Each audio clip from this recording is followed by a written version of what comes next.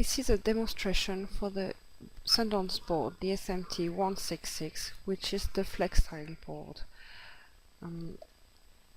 Here is the setup. So we have the main screen, which is plugged into the DVI input of the 166, and the second screen, which is plugged to the DVI output of the 166. At the moment, the second screen is black, as the 166 FPGA hasn't been programmed yet, so we're going to do that now using Xilinx's impact tool. So this process can be a bit long, but hopefully once the FPGA is programmed properly, we should see on the second screen what we see on the first screen, as the DVI input goes straight to the DVI output of the 166.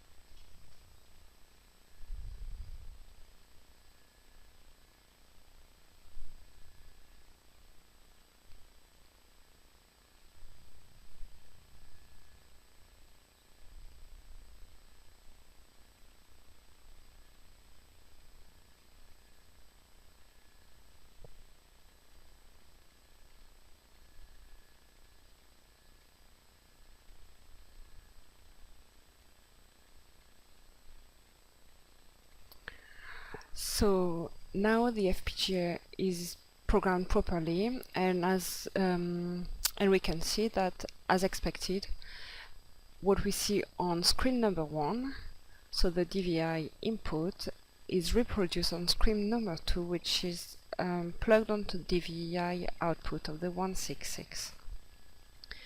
So now we're going to run a demo with the graphic interface.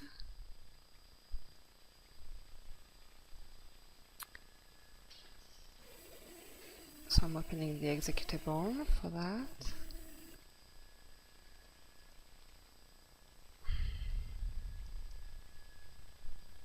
Here it is. So as you can see, everything I'm doing on the main screen is reproduced on screen number 2, as the live input is being reproduced on the DVI output.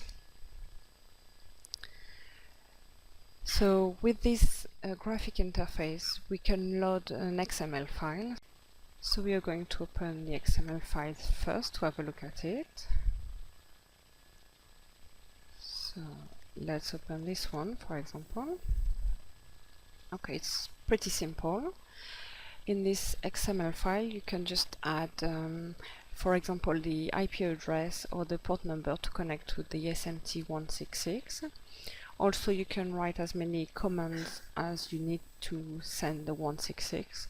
So for example, here we just have read commands, but we can also have write commands, sleep commands, and synchronization commands to synchronize with the microblaze in the 166.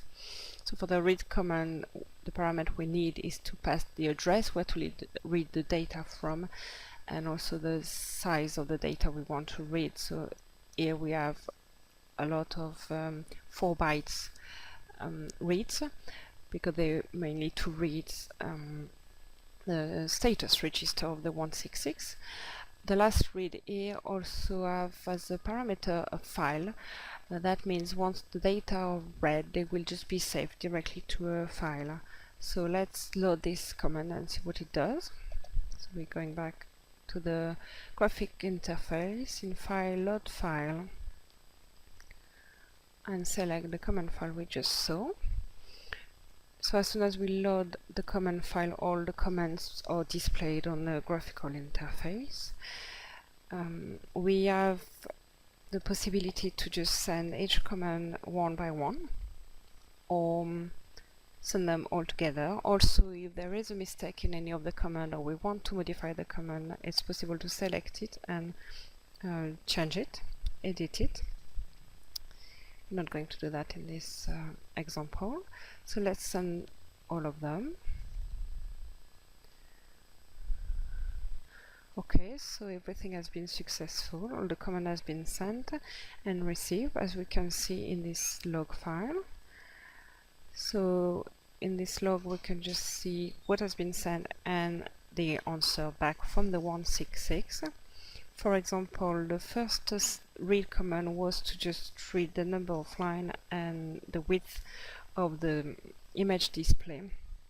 So here the 400 in X is the number of lines, so 1024 lines. 500 in X is the width of the image, so that's 1280. The second read was to read the number of pixels from the register in the 166, so that's the answer. There's also a possibility to know the DVI frequency. This read is giving us the DVI in memory address, and this read is the DVI output memory address. We read some data from the DVI input memory address, and we saved it in the file called capture.ppm. So we're going to have a look at the file, and what we expect to see is what we have on the screen right now. Let's have a look at capture, and that's what we expect to see. So just to see if just to prove that it's working properly, we're going to try again. But before that, because the DVI input memory address, which is here, A00000, is the same as the DVI output memory address, which is here.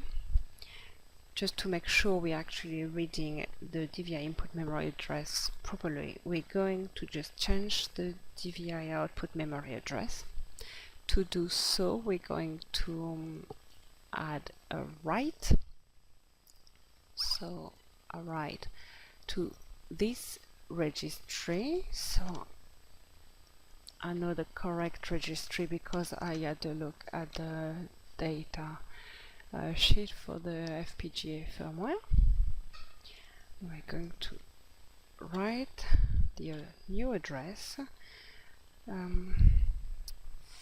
for the DVI output memory address. So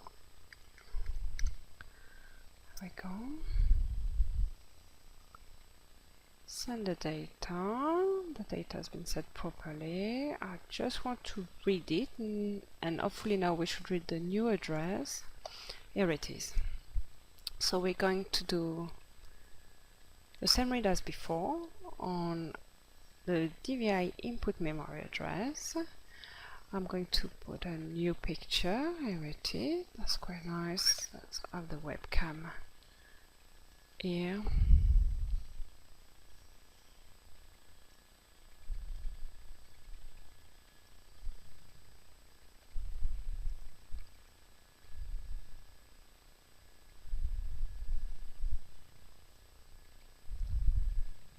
Okay, sorry. Let's put it there.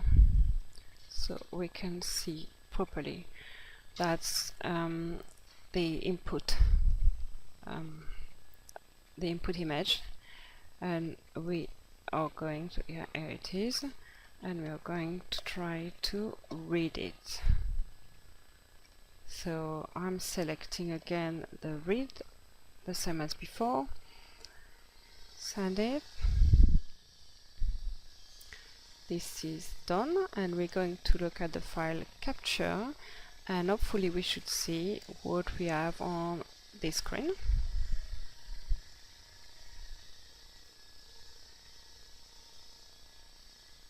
And that's exactly what we were expecting to see. Now going to try to test the write to the output DVI. So we're going to just clear the screen here and delete all the, we don't need this image anymore. Okay, load a new command file. So we're going to load this one. So, well, there we go. This one again, once again, just change the DVI output memory address, and here we are just writing this file desktop to this output memory address. And what we expect to see on screen number 2 is that desktop image. So let's have a look at the desktop image. So it's the standard desktop image for Windows. So let's send all those commands, and hopefully on screen number 2 we will see desktop image. Here it is.